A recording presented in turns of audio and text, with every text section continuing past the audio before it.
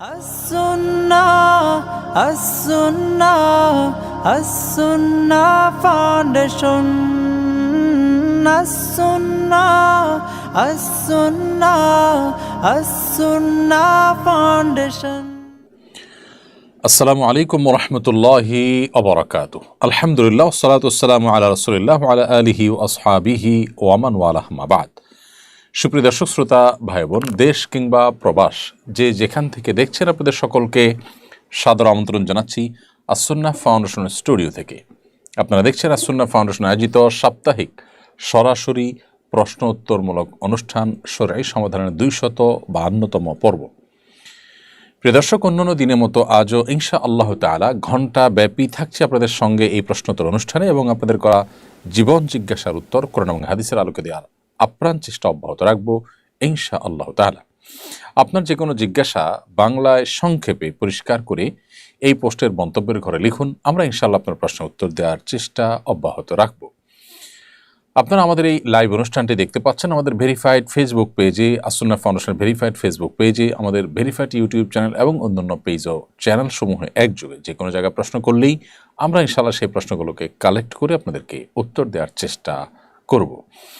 যে সমস্ত প্রশ্নের উত্তর একান্ত আজকের এই লাইভ অনুষ্ঠানের সময়ে স্বল্পতার কারণে দেওয়া সম্ভব হবে না, সেগুলো আগামীকাল ইনশাআল্লাহ অফিস টাইমে রিপ্লাইয়ের মাধ্যমে মন্তব্যের ঘরে আপনাদেরকে উত্তর দেওয়ার চেষ্টা করবেন আমাদের অ্যাডমিনগণ ইনশাআল্লাহ তাআলা। প্রিয় দর্শক, লাইভের শুরুতে আমরা আস-সুন্নাহ ফাউন্ডেশনের কোনো আপডেট থেকে থাকলে সেটি আপনাদেরকে সাধারণত জানিয়ে থাকি। দুঃখিত, তারই ধারাবাহিকতায় আজ আপনাদেরকে যে আপডেটটি আমি জানাতে চাই তা হলো, আপনারা অনেকে আমাদের পেজের ঘোষণায় দেখেছেন যে আলহামদুলিল্লাহ আস-সুন্নাহ স্কিল ডেভেলপমেন্ট ইনস্টিটিউটের নতুন কিছু উইং এবং ডিপার্টমেন্ট আমরা শুরু করছি। ড্রাইভিং ট্রেনিং, শেফ ট্রেনিং সহ বেশ কয়েকটি উইং আমরা শুরু করতে যাচ্ছি। বছরব্যাপী ল্যাঙ্গুয়েজ কোর্সও আমরা শুরু করতে যাচ্ছি। তার জন্য 35,500 স্কোয়ার ফিটের শেড আমাদের প্রস্তুতির কাজ এগিয়ে চলছে। সেই সাথে দক্ষ, যুগ সচেতন, সময়ের চ্যালেঞ্জ মোকাবেলায় উপযুক্ত এবং নিষ্ঠাবান দায়িল্লাহ গড়ে তুলবার লক্ষ্যে দেশের তরুণ মেধাবী আলেমদের জন্য রমাদান মাসে আমরা মাসব্যাপী দাওয়া প্রশিক্ষণের ব্যবস্থা রেখেছি। গতানুগতিক দাওয়া প্রশিক্ষণের চাইতে ভিন্নতর, যুগের প্রয়োজনীয় যে বিষয়গুলো একজন দায়ীর জানা প্রয়োজন, সেই বিষয়গুলোকে গুরুত্ব দিয়ে আমরা এই প্রশিক্ষণকে ঢেলে সাজিয়েছি এবং ইতিমধ্যে আমাদের কাছে 700 আবেদন এসে জমা পড়েছে। সেখান থেকে বাছাই করে আমরা ইনশাআল্লাহ বিইذনিল্লাহ আরও আবেদন আসবে, সেগুলো থেকে 100 জনকে আমরা সুযোগ দেবো ইনশাআল্লাহ। যারা সেখান থেকে উত্তীর্ণ হবেন, ভালো পারফরমেন্স করতে পারবেন, তাদের মধ্য থেকে আমরা ইনশাআল্লাহ 20 জনকে বছরব্যাপী দাওয়া ডিপ্লোমার আওতায় রেখে তাদেরকে উচ্চতর দাওয়া বিষয়ক প্রশিক্ষণ এবং পড়াশোনার ব্যবস্থা এবং উচ্চতর ডিগ্রি নেওয়ার ব্যবস্থা আমরা করবো ইনশাআল্লাহ তাআলা। প্রিয় দর্শক, এ ছিল আমাদের ফাউন্ডেশনের আপনাদেরকে জানানোর মতো আপডেট। আলহামদুলিল্লাহ শীত বস্ত্র বিতরণের কার্যক্রম এখনও চলমান আছে বিভিন্ন জেলায়। আশা করছি শীতের প্রকোপ কমার আগ পর্যন্ত এই প্রজেক্ট আমাদের অব্যাহত থাকবে। চলুন তাহলে আর বিলম্ব না করি, ইতিমধ্যে যে সমস্ত প্রশ্ন আমাদের কাছে চলে এসেছে সে সমস্ত প্রশ্নের উত্তর দেওয়ার পালায় আমরা প্রবেশ করি। অনেকগুলো প্রশ্ন আমি দেখতে পাচ্ছি ইতিমধ্যে আমার কাছে চলে এসেছে। প্রসঙ্গত বলে রাখি যে জ্ঞান এবং ইলম অর্জনের এই অনুষ্ঠানটি অন্যদের দেখবার সুবিধার্থে শেয়ার করে দিতে আমরা না ভুলি। তাতে আমাদের শেয়ারের মাধ্যমে একজন মানুষও যদি নতুন কিছু জানতে পারেন, কোরআন এবং হাদিসের আলো পান, আল্লাহ তাআলা আমাদেরকে আজর এবং বিনিময় দান করবেন ইনশা আল্লাহ তাআলা। যে সমস্ত প্রশ্ন আমি দেখতে পাচ্ছি তার মধ্যে থেকে একটা প্রশ্ন হলো,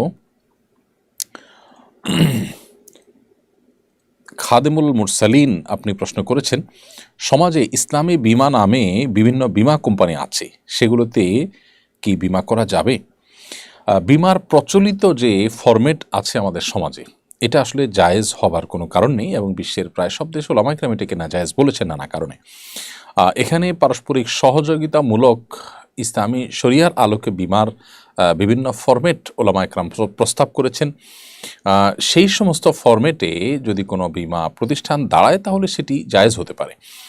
আমাদের দেশে প্রচলিত যে সমস্ত বীমা কোম্পানি আছে, ইসলামী বীমা নাম দেওয়া হয়, কিন্তু সেগুলো আসলে পরিপূর্ণভাবে ইসলামী শরিয়ার ছাঁচে আমি যে কয়টাকে জানি অন্তত সেগুলো পরে বলতে পারি যে সেগুলো শরিয়াত ছাঁচে সেগুলো পড়ে না। তো এটি একটা জটিলতার জায়গা। সেক্ষেত্রে আমরা বিকল্প কোনো পথ, যে পথে আমাদের রিস্ক কি পরিস্থিতি বা আপৎকালীন পরিস্থিতিতে আমরা আমাদের সমস্যার সমাধান করতে পারবো, সেরকম পথ আমাদের বেছে নেওয়া দরকার। নিজের একটা সঞ্চয় থাকতে পারে, প্রাতিষ্ঠানিকভাবে বিভিন্ন উদ্যোগ হতে পারে, সেগুলো দিয়ে আমরা কাজ সারতে পারি। এছাড়া বিমা কোম্পানিগুলো দেশের প্রমিনেন্ট ওলামা একরামের মাধ্যমে শুধু শরিয়া বোর্ড নয়, শরিয়া বাস্তবায়ন হচ্ছে কিনা সে বিষয়ে পরিপূর্ণরূপে তদারকি করা এবং আন্তরিকতার সাথে শরিয়াকে ধারণ করার চেষ্টা করা দরকার। তাদেরকে সেজন্য আমাদের নানাভাবে প্রেশার দেওয়া উচিত, দাবি দেওয়া তাদের কাছে পেশ করা উচিত। এর পরের প্রশ্ন হলো, সম্প্রতি একজন নারীকে টেলিভিশন টকশোতে আমন্ত্রণ জানানো হয়, তিনি মাস্ক পরে টিভি অনুষ্ঠানে অংশ নেবেন জানালে টিভি কর্তৃপক্ষ তার আমন্ত্রণ প্রত্যাহার করে। পর্দানুষের নারীদের প্রতি বাংলাদেশি মিডিয়ার এহেন আচরণ সম্পর্কে আপনি কি বলবেন? এসব মোকাবেলা আমাদের করণীয় কি? খুবই দরকারি একটি প্রশ্ন। দেখুন, বাংলাদেশে সংখ্যাগরিষ্ঠ মানুষ ধর্মপ্রাণ। এদেশের মেয়েদের বেশিরভাগই দেখবেন তারা শালীন সুন্দর পোশাকে থাকতে অভ্যস্ত, কিন্তু টেলিভিশনে যারা সংবাদ উপস্থাপন করে তাদের বেশিরভাগই দেখবেন মাথায় কাপড় নেই এবং ধীরে ধীরে তারা পশ্চিমা স্টাইলে পোশাক আশাকের দিকে তারা চলে যাচ্ছেন। আমার প্রশ্ন, একটি দেশের গণমাধ্যম, সংবাদ মাধ্যম, সেটা যদি সে দেশের মানুষের কৃষ্টি এবং কালচারকে রিপ্রেজেন্ট না করে, সেই গণমাধ্যম বা সেই মিডিয়া কি এদেশের, নাকি সেটা ভিনদেশি কোনো এজেন্ডা বাস্তবায়ন করার চক্রান্তে লিপ্ত, তাদের কোনো নীল নকশা বাস্তবায়ন করছে?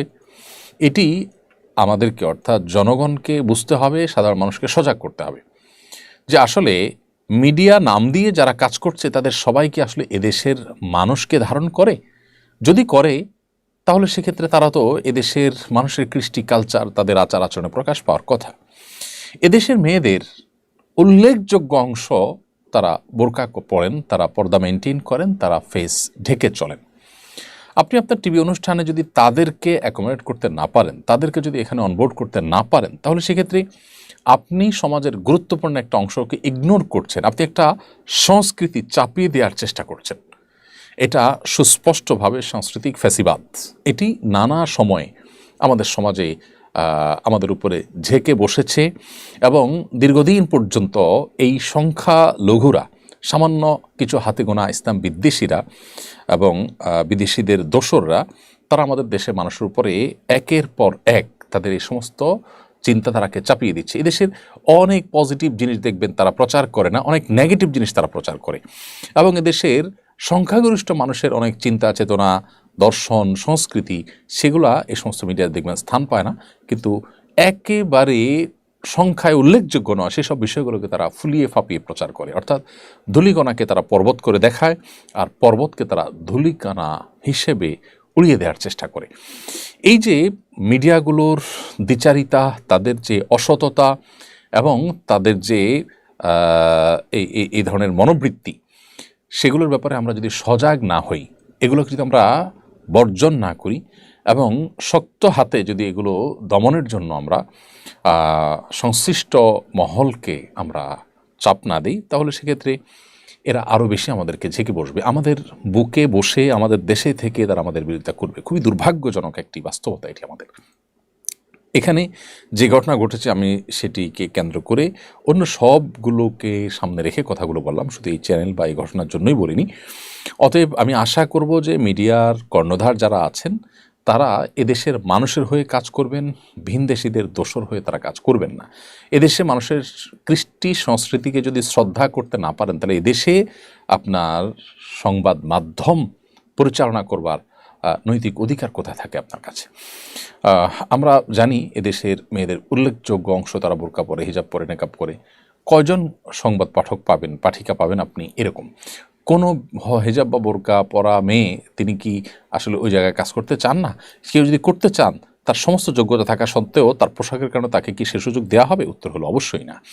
কোনো মেয়ে ইসলামী দৃষ্টিকোণ থেকে এই পেশায় যাওয়া উচিত কি উচিত না, এটা ভিন্ন আলাপের বিষয়। কিন্তু আমি বলছি যদি কেউ যান তারপরে তাকে যেতে দেওয়া হবে কি না, উত্তর হলো না। এর নার কারণ কি? এর কারণই হলো যে আপনি ইসলামকে আপনার শত্রুতার জায়গা রেখে দিয়েছেন, যে ইসলামকে দেশের বেশিরভাগ মানুষ প্রচণ্ড ভালোবাসার জায়গায় স্থান দিয়েছে। অতএব এদের ব্যাপারে আমাদের দায়িত্বশীল হতে হবে এবং প্রত্যেককে বলিষ্ঠ ভূমিকা রাখতে হবে যে এদেশে তারা সাংস্কৃতিক ফ্যাসিবাদ নানাভাবে প্রতিষ্ঠা করছে এবং এটা জগদ্দল পাথরের মতো আমাদের বুকের উপরে তারা চেপে আছে। এরপরে যে প্রশ্নটা আমি দেখতে পাচ্ছি সেটি হলো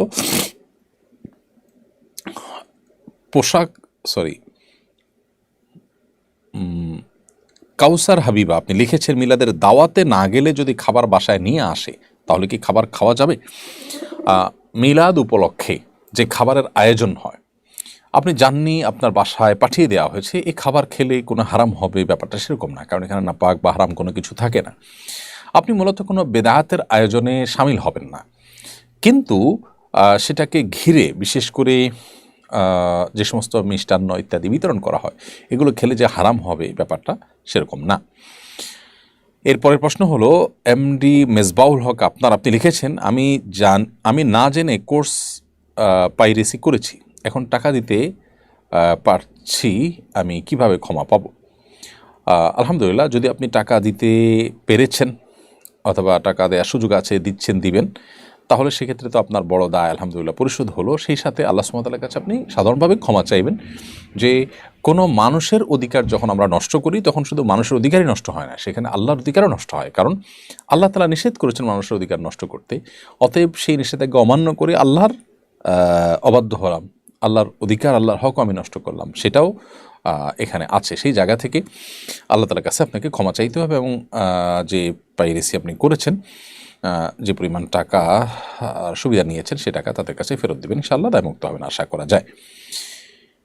এর পরের প্রশ্ন হলো মেহজাবিন হাসান তাকিয়া আপনি লিখেছেন, বাবা মায়ের জীবিত অবস্থায় যদি ছেলে মারা যান, ওই ছেলের যদি কোনো সন্তান না থাকে, এখন সে ছেলের স্ত্রী কি শ্বশুরের সম্পত্তির ওয়ারিস হবেন? বাবা মার জীবদ্দশায় ছেলে যদি মারা যান, তাহলে এই ছেলের কোনো সন্তান না থাকলে এই ছেলের স্ত্রী এই ছেলের সম্পদ থেকে ওয়ারিস হবেন, শ্বশুরের সম্পদের ওয়ারিস হবেন না। কারণ শ্বশুরের সম্পদের ওয়ারিস কোনো অবস্থাতেই আসলে হয় না, ছেলে হোক আর মেয়ে হোক, কেউই কিন্তু শ্বশুর কিংবা শাশুড়ির সম্পদের কোনো ভাগ পান না। অতএব এই ছেলে মারা যাক কিংবা জীবিত থাকুক, শ্বশুর বা শাশুড়ির সম্পদে কোনো হিস্সা এই ভদ্রমহিলার থাকবে না, কারণ তিনি না রক্ত সম্পর্কে আত্মীয় নাকি না শরিয়ার দৃষ্টিকোণ থেকে যাদের মিরাস পাওয়ার সুযোগ আছে তাদের তালিকাভুক্ত, এই জন্য এখানে তার কোনো হিস্সা থাকবে না। তবে তার যে স্বামী অর্থাৎ বাবা মায়ের যে সন্তান, ছেলে সন্তানটি মারা গেল, তার সম্পদ যেটা আছে সেই সম্পদে ভাগ স্ত্রী পাবেন। এখন প্রশ্ন হলো যে এই ছেলে তো বাবা মার সম্পদ পাবে, তাহলে সেখান থেকে স্ত্রী পাবেন কিনা? উত্তর হলো বাবা মার সম্পদ তখনই পাবেন যখন বাবা মা মারা যান আর ছেলে জীবদ্দশা থাকেন। আর যদি আগে ছেলে মারা যান তাহলে ছেলে কিন্তু বাবা মার সম্পদ পান না, কারণ সম্পদের মালিকানা তখনই হয় যখন কেউ মারা যায়, তখন তার ওয়ারিসরা এটা মালিক হয়। জীবদ্দশায় তিনি নিজে মালিক থাকেন, ওয়ারিসরা মালিক হয় না। অতএব ছেলেই যেহেতু মালিক হয় নাই, এখানে ছেলের স্ত্রী মালিক হওয়ার প্রশ্ন ওঠে না। এখন আপনি বলবেন তাহলে তিনি কিভাবে চলবেন? মূলত স্বামীর মৃত্যুর পর তিনি চাইলে বাবা বাড়িতে যখন ফেরত যেতে পারেন, তিনি চাইলে অন্যত্র বিবাহ বসতে পারেন। আবার শ্বশুর শাশুড়ি তারা ছেলের স্ত্রী হিসাবে তাদের নাতিপুতি থাকলে তাদের নাতিপুতির দায়ভার বাবা মার উপরে অর্থাৎ দাদাদের উপর বর্তাবে, সেটা বলা বাহুল্য। আর পাশাপাশি বৌমাকেও যদি তারা রাখেন এবং তারা তাদের দেখভাল করেন, অর্থনৈতিক দায়িত্ব না, সেটা অবশ্যই প্রশংসনীয় কাজ, সেটা ভিন্ন বিষয়। তবে এখানে আসলে ওই অধিকারের যে প্রশ্নটা, সেটার উত্তর হলো যে না, এখানে সম্পদের অধিকারটি আসলে আসে না। এরপরের প্রশ্ন হলো, আমেরিকার নবনির্বাচিত প্রেসিডেন্ট ঘোষণা দিয়েছেন যে লিঙ্গ দুইটা, নারী আর পুরুষ, এছাড়া আর কোনো লিঙ্গ নেই। তার এই মন্তব্যে আমাদের দেশের ট্রান্সজেন্ডারবাদীদের দৌরাত্ম্য কি কমবে বলে মনে করেন? সুন্দর প্রশ্ন। দেখুন, আমেরিকার নবনির্বাচিত প্রেসিডেন্টের অনেক বিষয়ের সাথে আমাদের মুসলমানরা আমরা ভিন্নমত পোষণ করলেও তার এই কথাটাকে আমরা দারুণভাবে সমর্থন করি এবং এটিকে যুগান্তকার বলে আমরা মনে করি।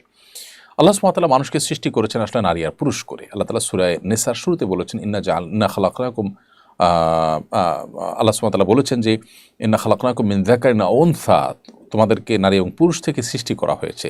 মানুষের দুইটা লৈঙ্গিক পরিচয় আছে, একটা হলো নারী, একটা হলো পুরুষ, অন্য কোনো লৈঙ্গিক পরিচয় নেই। তৃতীয় লিঙ্গ বলতে আমরা যাদেরকে বোঝাই হিজড়াদেরকে, সেই মানুষগুলো মূলত তারা লিঙ্গ প্রতিবন্ধী আমরা বলতে পারি, তাদের শরীরে বায়োলজিক্যালি এবং তাদের ফিজিক্যালি যদি তারা নারীত্বের দিকে তাদের ঝোঁক বেশি থাকে বা প্রবল টান থাকে, বা তাদের দেহে তাদের মানসিকতা এবং জিনগতভাবে নারীত্বের দিকটা প্রবল থাকলে তাদেরকে নারী ধরে ট্রিট করা হবে, এবং তাদের যেটুকু পুরুষত্বের ভাব তাদের মধ্যে আছে সেগুলো ট্রিটমেন্ট করতে হবে, কাউন্সেলিং করতে হবে, ইত্যাদি উপায়ে তাদেরকে সুস্থ করে তুলতে হবে। এটি হলো ইসলামের নির্দেশনা।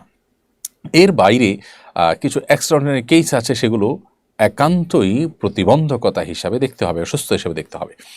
আজ সে অসুস্থতাটাকেই সমাজে প্রতিষ্ঠা করবার অপচেষ্টা চলছে, এবং এটার জন্য নানাবিধ ষড়যন্ত্র গোটা বিশ্বব্যাপী চলছে। এখন কেউ বলতে পারেন এটা করে লাভ কী? লাভ হলো সমকামিতাকে প্রতিষ্ঠা করা। শয়তানের একটা বড় চক্রান্ত হলো পৃথিবীতে আল্লাহর সৃষ্টিতে ব্যাপক পরিবর্তন আনা, সমকামিতার মতো জঘন্য নোংরামিকে সমাজে প্রতিষ্ঠা করা।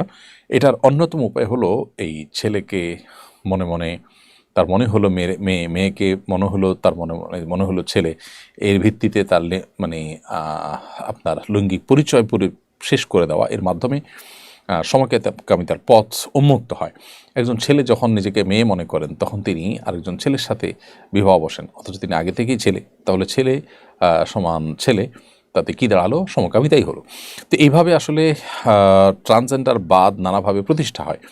এটার বিরুদ্ধে আমেরিকার প্রেসিডেন্টের ঘোষণা, এটা নিশ্চয়ই যুগান্তকারী একটি ঘটনা এবং অসাধারণ একটি বিষয়। তার অন্য সব বিষয়ে বা অন্য অনেক বিষয়ের মতো পার্থক্য থাকলেও কারোর থাকতে পারে, কিন্তু এই বিষয়ে কারোর মতো পার্থক্য থাকা উচিত না। আমার মনে হয় আমাদের দেশের ট্রান্সজেন্ডারের ধ্বজাধারীরা, তাদেরকে এবার থামাবার একটা দারুণ সুযোগ এসেছে। তাদেরকে থামাতে হবে আমাদের, এবং তারা আমাদের এই সমাজকে নষ্ট করার যে চক্রান্তে লিপ্ত, সেটার বিরুদ্ধে আমাদের কথা বলতে হবে। এরপরে এমডি সৌরভ খান আপনি লিখেছেন, আমাদের অঞ্চলে মৃত ব্যক্তিকে দাফন করার পর সবাই কেবলার দিকে মুখ করে সম্মিলিত হাত তুলে দোয়া করে, এটা জায়েজ আছে কিনা? মৃত ব্যক্তিকে দাফন করার পর যারা দাফন কাজে শরিক হয়েছেন তারা কেবলামুখী হয়ে সবাই যার যার মতো করে সম্মিলিতভাবে, বলতে এখানে সবাই দোয়া করবেন, কিন্তু একজনের সাথে সবাই তালে তাল মিলিয়ে দেওয়ার শিক্ষা হাদিস দ্বারা প্রমাণিত হয় না। তবে যার যার মতো করে সবাই দোয়া করবেন, এটি হাদিস দ্বারা প্রমাণিত। এটি শুধু জায়েজই না, বরং সুন্নাহ। নবী সাল্লাল্লাহু আলাইহি ওয়াসাল্লাম বলেছেন, মৃত ব্যক্তিকে দাফন করার পর তিনি বলেছেন যে সালুলি আখিকুম আত-তাসবীত, তোমাদের ভাই যে মারা গেলেন, যাকে দফন করলে তোমরা, তিনি যেন ঈমানের উপর অটল থাকেন, এই জন্য তোমরা আল্লাহর কাছে দোয়া করো। এই জন্য ওই সময় মুর্দার জন্য তিনি সোয়াল জবাবে প্রশ্নোত্তরে ফেরেশতাদের যেন তিনি অটল অবিচল থাকেন, সেজন্য দোয়া করো, শিক্ষা নবী সাল্লাল্লাহু আলাইহি ওয়াসাল্লাম দিয়েছেন। এমডি ইয়াসিন আপনি লিখেছেন, নামাজের মধ্যে গলার কপ খেয়ে ফেললে নামাজ আদায় হবে কিনা? নামাজের মধ্যে যদি গলার কফ কেউ গিলে ফেলে তাতে নামাজ হয়ে যাবে, কিন্তু একান্ত প্রয়োজন না হলে, একান্ত নিরুপায় না হলে সেক্ষেত্রে অবশ্যই এটা করা অনুচিত কাজ। কিন্তু যদি কারোর অসুস্থতার অংশ বা এটা গলা পরিষ্কার করতে গিয়ে তাকে করতে হয়েছে, তাহলে এটা হারাম হবে না, নাজায়েজ হবে না, এবং নামাজ ভঙ্গের কোনো কারণ হবে না। আমি একজন মাদ্রাসা শিক্ষার্থী, এবছর দাওরা শেষ করব ইনশাআল্লাহ। আপনার মতো দায়ী হতে চাই, কোনো পরামর্শ দেবেন? প্রিয় ভাই, এই বিষয়ে আমাদের যে ইউটিউব চ্যানেল আছে সেখানে আমরা একটা ভিডিও আপলোড করেছি গত সপ্তাহের মধ্যে সম্ভবত। আপনি দেখলে সেটা খুঁজে পাবেন যে এই যুগের মাদ্রাসার শিক্ষার্থীরা কীভাবে যুগের চ্যালেঞ্জ মোকাবেলার উপযুক্ত দায়ী হতে পারেন। সেখানে কিছু দিন নির্দেশনা আপনি পাবেন, সম্ভবত 30-40 মিনিট একটা বক্তব্য চট্টগ্রামের দারুল মাআরিফ মাদ্রাসায় দেওয়া হয়েছে। এই বক্তব্যটি আশা করি আপনার প্রশ্নের উত্তর পেতে আপনাকে সাহায্য করবে। সেই সাথে একটু আগে লাইভের শুরুতে আমি বলেছি, আসন্না ফাউন্ডেশনের উদ্যোগে দেশের তরুণ, মেধাবী এবং উদীয়মান সম্ভাবনাময় আলিমদের জন্য রমাদানে 1 মাস ব্যাপী দাওয়া প্রশিক্ষণ কোর্সের ব্যবস্থা আমরা করেছি। সেখানে আপনি আবেদন করতে পারেন, যদি আপনার যোগ্যতা এবং ক্রাইটেরিয়া সব কিছু ব্যাটেবল হয়ে যায়, তাহলে সেক্ষেত্রে ইনশাআল্লাহ আপনি এখানে হয়তো সুযোগ পেতেও পারেন। খাদেমুল মুরসালিন আপনি লিখেছেন, সমাজে ইসলামী বিমা, আপনার প্রশ্ন উত্তর দিয়েছি। নেহা খান লিখেছেন, আমি একজন হিন্দু ছেলেকে বিয়ে করেছি, যিনি কালেমা পড়ে ইসলাম গ্রহণ করেছেন। আমাদের 9 বছরের সংসার, কিন্তু তিনি নিয়মিত নামাজ পড়েন না এবং আল্লাহর প্রতি পূর্ণ ঈমানের বিষয়ে অনিশ্চিত। তিনি বলেন, সব ধর্মকে ভালোবাসি এবং সময় হলে সব কিছু করব। এই পরিস্থিতিতে আমার জন্য ইসলামের নির্দেশনা কি? তিনি যদি আল্লাহকে মানতে অস্বীকৃতি জানান, তবে আমার করণীয় কি? নেহা খান, এই রকম পরিস্থিতিতে তাকে ইমানদার বলা যায় না। কোনো ইমানদারের মধ্যে যদি আল্লাহর অস্তিত্ব, একত্ববাদ, ইসলামের সত্যতার ব্যাপারে বিন্দুমাত্র সন্দেহ বা সংশয় তৈরি হয়, তাহলে সেক্ষেত্রে তিনি আর মুসলিম হিসাবে গণ্য হন না, তিনি ইসলাম থেকে খারিজ হয়ে যান। তো এইরকম ব্যক্তির সাথে বিবাহ বন্ধনে আবদ্ধ হওয়া হারাম। আপনি না জেনে বা তাকে মুসলিম মনে করে ইসলাম গ্রহণ করেছেন, সেটি মনে করে বিবাহ বসেছেন, এখন দেখেন তার মধ্যে এই ধরনের সংশয় বাদিতা আছে, যদি এরকম মনে হয় তাহলে সেক্ষেত্রে অবশ্যই আপনি তাকে প্রথমত দাওয়াত দিবেন ইসলামের, পরিপূর্ণভাবে ইসলামে তিনি প্রবেশ করেছেন, কোনো ভানভনিতা নয়, অভিনয় নয়, উপর দিয়ে নয়, এরকমটি আপনার মনে হলে আপনি তার সাথে সংসার করবেন। অন্যথায় আপনি তার থেকে পৃথক হওয়া আপনার কর্তব্য, কারণ কোনো অমুসলিম বা কোনো মুশরিকের সাথে বা কোনো সংশয়বাদী ইসলামের গণ্ডি থেকে যিনি খারিজ সংশয় ইত্যাদির কারণে দিনের মৌলিক বিষয়ে তারকে বিবাহ করা বা তার সাথে বিবাহ বন্ধনে আবদ্ধ থাকা, এটা কিন্তু জায়েজ নয়। সেজন্য আপনাকে পৃথক হয়ে যেতে হবে পরিস্থিতি পর্যালোচনা করে। তারপর সম্প্রতি হামাসের হাত থেকে মুক্ত হওয়া 3 ইসরায়েলের নারী বন্দী মন্তব্য করেছেন তাদের কাছে বন্দী হওয়াটাই ভাগ্যের ব্যাপার। এই মন্তব্যের রহস্য কি? রহস্য আর কি, মুসলিম যে যোদ্ধারা তাদের হাতে বন্দী হওয়ার পর তাদের আচার আচরণ, তাদের ম্যানার্স এবং ইসলামের দৃষ্টিকোণ থেকে ইসলামের নির্দেশনার আলোকে বন্দিনীর সাথে যে সমস্ত আচরণ করার কথা, যে সমস্ত তাদের মানবাধিকারগুলোকে রক্ষা করার কথা, সেগুলো তারা যথাভাবে রক্ষা করেছেন। সেজন্য এই নারী বন্দীরা এ ধরনের আপনার উচ্ছ্বাসী প্রশংসা করেছেন এবং তারা বলেছেন যে হামাসের কাছে বন্দী হওয়াটা এটা ভাগ্যের ব্যাপার। এটা একজন মুসলিম হিসাবে আমাদের জন্য একটা গৌরবের ঘটনা। একই দিনে আমরা দেখেছি যুদ্ধবিরতির পর ইসরায়েলি বাহিনীর কাছ থেকে ফিলিস্তিনি ভাইয়েরা আমাদের মুক্তি লাভ করেছেন। তাদের চেহারা দেখে কারোরই বুঝতে কষ্ট হচ্ছে না যে তাদের ওপর দিয়ে নির্যাতন, নিষ্পেষণ এবং জুলুমের স্টিম রোলার চলেছে। তারা ক্লান্ত, ক্লিষ্ট, তাদের পোশাক আশাক সব কিছু দেখেই বোঝা যাচ্ছে যে তাদের উপর দিয়ে ঝড় বয়ে গেছে। এর বিপরীতে হামাস রাত থেকে মুক্ত হওয়া ইসরায়েলি মেয়েদের হাসি খুশি বডি ল্যাঙ্গুয়েজ, তাদের পরিচ্ছন্ন পোশাক ইত্যাদি, এগুলো জানান দিয়েছে যে মুসলিমরা ইসলামের নির্দেশনা মেনে যুদ্ধবন্দীদের সাথেও একজন মুসলিম সুলভ আচরণ করেছে। এটি মূলত ইসলামের অনেক গভীরের একটি শিক্ষা, অনেক গোড়ার একটি শিক্ষা। এটি হয়তো আজ আমাদের সামনে নতুনভাবে উপস্থাপিত হয়েছে বা পেশ হয়েছে, কিন্তু এর আগে থেকেই কোরআন সুন্নাহ এটি আমাদেরকে বলে। নবী করিম সাল্লাল্লাহু আলাইহি সাল্লাম সে ঐতিহাসিক ঘটনা, তাঁর সুমামা ইবনে উসাল রাদিয়াল্লাহু তাআলা আনহু বন্দী ছিলেন, অমুসলিম ছিলেন, তাকে তিনি তার হাতের বাঁধনকে 3 দিন ভিজিট করতে গিয়েছেন তার সাথে, এবং তখন তার হাতের বাঁধনকে একটু নরম করে দিতে বলেছেন। সুমামা ইবনে উসাল সাল্লামকে কখনো হুমকি, কখনো প্রলোভন দেখিয়েছেন, সব কিছু কেড়িয়ে নবী সাল্লাল্লাহু আলাইহি ওয়াসাল্লাম তাকে মুক্ত করে দিয়েছেন। তার এই উদারতা, তার এই আন্তরিকতা, হুমকি বা প্রলোভন সত্ত্বেও রাগারাগি না করে উল্টো বরং তার প্রতি সদয় হওয়া এবং টাকার বিনিময়ে মুক্তি দেওয়ার সুযোগ থাকা সত্ত্বেও বিনা পয়সায় তাকে মুক্ত করে দেওয়া, এসব আচরণে নবী সাল্লাল্লাহু আলাইহি ওয়াসাল্লামের প্রতি ঈমান এনে তিনি ইসলাম গ্রহণ করেছেন। অতএব আমাদেরও ব্যক্তি জীবনে এই ধরনের বিষয়ের ক্ষেত্রে মানবিকতার চর্চা আমাদের মধ্যে থাকতে হবে। আমরা অনেকে আছি ইবাদত বন্দিগিতে আমরা যথেষ্ট ভালো করার চেষ্টা করি, কিন্তু মানবিক মূল্যবোধ, মানুষের অধিকার, মানুষের মৌলিক অধিকার, সেগুলোর ব্যাপারে আমরা সচেতন নই, অন্যের অধিকারকে আমরা খর্ব করি, নষ্ট করি। এই জায়গা থেকে আমরা আসলে সরে না আসলে কখনো আমরা ভালো মুসলিম হতে পারবো না। খালিদ মাহমুদ আপনি লিখেছেন, নিজের বন্ধুর সাথে বন্ধুত্ব সম্পর্ক শেষ করে দিলে কি গুনাহ হবে?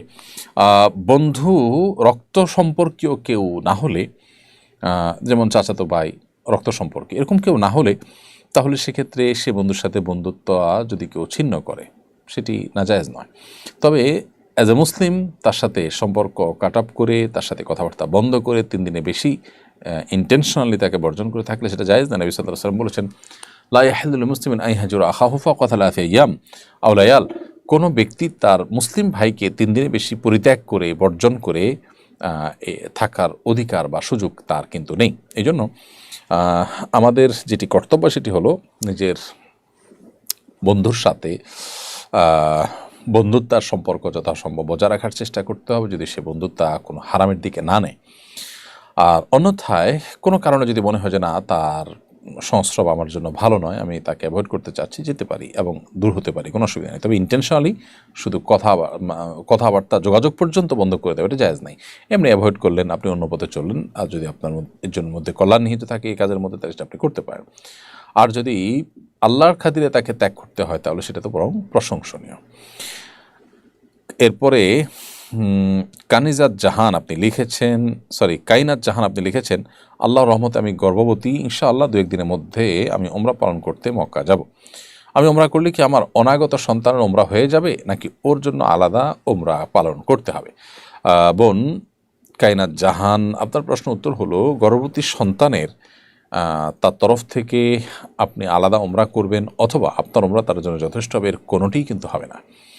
কারণ হলো, দুনিয়াতে মাতৃগর্ভ থেকে দুনিয়ার আলোতে আসার আগ পর্যন্ত কারোর আসলে হিসেবের খাতা খোলার কোনো অপশনই থাকে না। তিনি এই জগতের বাসিন্দা না হলে, মাতৃগর্ভ থেকে দুনিয়াতে বা পৃথিবীর আলোতে তিনি না আসলে, তখন তার তরফ থেকে উমরা অথবা তাকে নিয়ে উমরা করলে তার উমরা হওয়া, এগুলোর কোনোটি স্কোপ থাকে না। বিধায় মাতৃগর্ভে থাকা শিশুকে নিয়ে যদি মা উমরা করেন কিংবা হজ করেন, সেক্ষেত্রে মার উমরা এবং হজ আদায় হবে শুধুমাত্র। তবে তিনি শিশুকে গর্ভে ধারণ করেও উমরা বা হজের মতো কষ্টসাধ্য ইবাদত সম্পন্ন করার কারণে আল্লাহ সুবহানাহু ওয়া তাআলার কাছে আলাদা বিনিময় এবং আজর লাভ করবেন, সেটা ভিন্ন বিষয়। এরপরে প্রশ্ন হলো, মানুষের নাম বিকৃতি সম্পর্কে ইসলাম কি বলে? মানুষের নাম বিকৃত করা এটা জঘন্য অপরাধ, এটা কবিরা গুনাহ। আল্লাহ সুবহানাহু ওয়া তাআলা বলেছেন, ওয়ালা তানাবাজু বিল আলকাব, তোমরা কারোর নাম নেয়ার ক্ষেত্রে তাকে বাজে নামে ডাকা, তাকে খারাপ তকমা দিয়ে ডাকা, তাকে বাজে লকব দিয়ে ডাকা, বাজে টাইটেল তার জন্য ফিট করা, এটা তোমরা করবে না। কারণ এতে মানুষের অপমান হয়, আর মানুষকে অপমান করা, অসম্মান করা, মানুষের মনে কষ্ট দেওয়া, এটা মানুষের অধিকার খর্ব করা এবং এটা হারাম কাজ। ইমানদার জন্য সেটি জায়েজ নয়। বিধায় কারোর নাম বিকৃতি করে তাকে ডাকা জায়েজ নাই। রসিকতা করে আজকাল নামকে সংক্ষিপ্ত করা বা কিছুটা একটু ভিন্নভাবে বলার প্রচলন আমাদের সমাজে আছে। সেটা যদি যাকে বলা হচ্ছে তিনিও হাসি খুশির ছলে নেন এবং অন্যদের কাছেও তিনি হেয় না হন, তাহলে সেক্ষেত্রে এটা জায়েজ আছে। বাকি এর বাইরে নামকে সম্পূর্ণ বিকৃত করা, উল্টা করে বলা, ডাকা, ব্যঙ্গ করে ডাকা কাউকে, এটা জায়েজ নাই। বিদ্রুপাত্মকভাবে এরকম করা জায়েজ নাই। আল্লাহ সুবহানাহু ওয়া তাআলা আমাদেরকে নিষেধ করেছেন কারোর প্রতি বিদ্রুপ করতে। আল্লাহ সুবহানাহু ওয়া তাআলা বলেছেন, ইয়া আইয়ুহাল্লাযীনা আমানু লা ইয়াসখার কওমুম মিন কওমিন আসা আন ইয়াকুনু খায়রাম মিনহুম ওয়ালা নিসাউম মিন নিসাইন আসা আন ইয়াকুননা খায়রাম মিনহুন। কোনো পুরুষরা অন্য পুরুষদেরকে নিয়ে, কোনো নারীরা অন্য নারীদেরকে নিয়ে যেন বিদ্রুপ ব্যঙ্গ না করে। যাকে নিয়ে বিদ্রুপ ব্যঙ্গ করা হচ্ছে, হতে পারে সে তোমার চাইতে ভালো। এই জন্য একজন মুসলিম এ ব্যাপারে সতর্ক এবং সজাগ থাকবেন। মারিয়া আক্তার লিখেছেন, কোথাও ঘুরতে গেলে স্মৃতিস্বরূপ ছবি তোলা জায়েজ আছে কিনা? বোন মারিয়া, যদি কোথাও ঘুরতে যান, যে আপনার ফটোগ্রাফিক্যাল ছবি, সেই ফটোগ্রাফিক ছবি আপনি তুলতে পারেন, সেটি প্রিন্ট করবেন না। তবে একজন নারী হিসাবে আপনার ছবির প্রাইভেসি এবং পর্দা যেন রক্ষা হয়, সেজন্য আপনি আপনার মোবাইলে রাখবেন। এটি এমন কোনো জায়গায় শেয়ার করবেন না অথবা এমন কারো মোবাইলে তুলবেন না যেখান থেকে আপনার প্রাইভেসি লঙ্ঘিত হতে পারে, পর্দার বরখেলাফ হতে পারে। সেজন্য সেটিকে আপনি মাথায় রেখে তুলতে পারেন, তবে না তুললে বেশি ভালো। কারণ সেক্ষেত্রে যে সমস্ত ওলামা ইকরাম না তোলাটাকে উচিত বলেছেন, তোলাটাকে নাজায়েজ বলেছেন, তাদের মত অনুযায়ী আপনি মত পার্থক্যের ঊর্ধ্বে উঠে গেলেন, সেটি অধিকতর উত্তম। এরপর প্রশ্ন করেছেন জাহিদ, আপনি লিখেছেন, মালয়েশিয়া থেকে বলছি, আমাদের 3 মাস বয়সী সন্তান আছে। যখন আমার স্ত্রী নামাজ পড়েন, সন্তান ঘুমিয়ে থাকে বা খেলা করে, কিন্তু যদি তার ঘুম ভাঙে, সে কান্না শুরু করে, তখন আমার স্ত্রী কি নামাজ ছেড়ে সন্তানকে শান্ত করবে নাকি নামাজ চালিয়ে যাবে? ইসলামের বিষয়ে কি বলে? ভাই জাহিদ, আপনার প্রশ্ন উত্তর হলো, আপনার যে 3 মাস বয়সী সন্তান আছে এবং তাকে রেখে আপনার স্ত্রী নামাজ পড়ার সময় যদি কান্না করেন, তাহলে নামাজ ভাঙতে পারবেন না। কারণ বাচ্চার কান্না তো এমন বিষয় না যেটা আসলে বাচ্চার বড় কোনো বিপদ ডেকে আনতে পারে, সেটা থেকে উদ্ধার করার জন্য তাকে নামাজ ভেঙে তাকে ধরতে হয়। হ্যাঁ, যদি এমন পরিস্থিতি হয় যে বাচ্চা কোনো বিপদে পড়তে যাচ্ছে এবং অন্য কেউ বাঁচাবার মতো নেই, তাহলে নামাজ পড়ে তাকে রক্ষা করবেন। কিন্তু এই যে কান্না থামানোর জন্য সান্ত্বনা দেওয়া ইত্যাদি, এগুলোর জন্য নামাজ ভাঙা কিন্তু জায়েজ নাই। চরমনায় পীর সাহেব সম্প্রতি স্কুলে ধর্মীয় শিক্ষক নিয়োগ বাধ্যতামূলক করার দাবি জানিয়েছেন। আপনি কি এই দাবির সঙ্গে একমত? শুধু একমত নই, আমি মনে করি এটা যুগান্তকারী একটি উদ্যোগ তিনি গ্রহণ করেছেন এবং এখানে অন্য সবার শতকণ্ঠে ঐক্যমত পোষণ করা দরকার। কারণ আমরা জানি যে আমাদের এদেশের অভিভাবকেরা, তারা তাদের প্রিয় সন্তান সন্ততিদের জন্য আলাদা হুজুর রেখে ধর্মীয় শিক্ষার ব্যবস্থা করেন। যে দেশে বেশিরভাগ মানুষ তাদের সন্তানদের ধর্মীয় শিক্ষা দিতে চান, এর জন্য আলাদা এফোর্ট, আলাদা পয়সা, আলাদা সময় তাদের ব্যয় করতে হয়, কেন সে দেশের শিক্ষা প্রতিষ্ঠান জনগণের সে আশা আকাঙ্ক্ষার প্রতিফলন তারা ঘটাবে না? তাহলে তো সেক্ষেত্রে জনগণের হাজারো লাখো কোটি ঘন্টা বেঁচে যায়, টাকা পয়সা বেঁচে যায়, এফোর্ট গুলো আলাদা করে দিতে হয় না। তো আমি মনে করি যে যদি স্কুলে ধর্মীয় শিক্ষক নেওয়াটাকে বাধ্যতামূলক করা হয় এবং ধর্মীয় শিক্ষার মুসলমানদের জন্য, মুসলমান শিক্ষার্থীদের জন্য বাধ্যতামূলক করা হয়, তাহলে সেক্ষেত্রে এর মাধ্যমে জনগণের হাজারো লাখো কোটি আপনার যে ঘন্টা সেগুলো বেঁচে যাবে এবং তাদের যে অর্থ ব্যয় হয় আলাদা করে এটার জন্য সেটা বেঁচে যাবে। আমার মনে হয় এই দাবি পেশ করে চরণবী সাহেব খুবই যথার্থ একটি কাজ করেছেন, পরিপূর্ণভাবে আমরা তার সাথে সহমত পোষণ করছি। এরপরে লকডাউন ডেজ এআইডি থেকে আপনি লিখেছেন আমাদের ইউটিউব চ্যানেলে, মেয়েরা বোরকা নিকাব পরে বিসিএস, প্রশাসন, কর ইত্যাদি সরকারি চাকরি করতে পারবে কি না? যদি এমন কোনো পদ থাকে যেখানে আসলে পরপুরুষদের সাথে পর্দাহীনতার কোনো ব্যাপার নেই, একান্ত নিজস্ব বলেই কাজ করবেন এবং পর্দার মধ্যে থেকে কাজ করবেন, এরকম যদি হয় তাহলে সেক্ষেত্রে সেই সেক্টরে তিনি কাজ করতে পারেন দিনের খেদমতের স্বার্থে এবং উদ্দেশ্যে, কিন্তু শরিয়ার যে মৌলিক শর্তগুলো আছে সেক্ষেত্রে সেগুলো প্রযোজ্য হবে। আর যদি সেই পর্যায়ের না হয় তাহলে সেক্ষেত্রে তার এ ধরনের চাকরিতে যাওয়া জায়েজ হবে না। বিশেষ করে যেখানে গিয়ে তিনি বোরকা, হিজাব, নিকাব ছেড়ে দিবেন মনে হয়, তার দিনদারিতা কমে যাবে মনে হয়, তাহলে সেখানে তার কিন্তু ইনভলভ হওয়া জায়েজ নেই। প্রিয় দর্শক, দেখতে দেখতে অনুষ্ঠানের ঠিক মাঝামাঝি পর্যায়ে আমরা এসে পৌঁছেছি। সময় হয়েছে ছোট্ট একটি বিরতিতে যাওয়ার। আশা করছি বিরতির সময়টির পর আমাদের সঙ্গেই থাকবেন। কোরআন মানব জাতির মুক্তির সনদ, কোরআন আমাদের গাইডবুক।